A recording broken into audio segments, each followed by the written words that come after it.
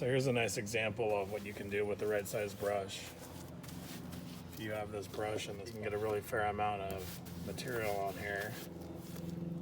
And every board you do, it's like another 6 inches. So every couple boards, you've done a foot. But this is a great way to make sure the material gets brushed in and that every inch of the fence actually truly gets covered so you can get a really good coat. This is some older wood, so it's really soaking up the material. It's just the right size brush to be able to get a really good amount on here.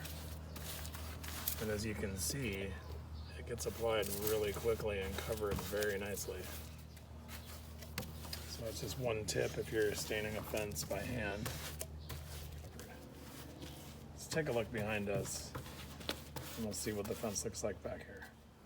So from start to finish, this took about 3 hours, and I think there's about 8 panels, so 64 feet. So basically, 21 feet or so, 22 feet an hour. Not bad. So another one of the things you can do when you get to the bottom of the barrel is I usually just go around and scrape this barrel out bucket. And you can utilize it to paint more boards rather than waste it. We'll end up doing this to a few of these buckets, so just go around until you just can't really get any more, and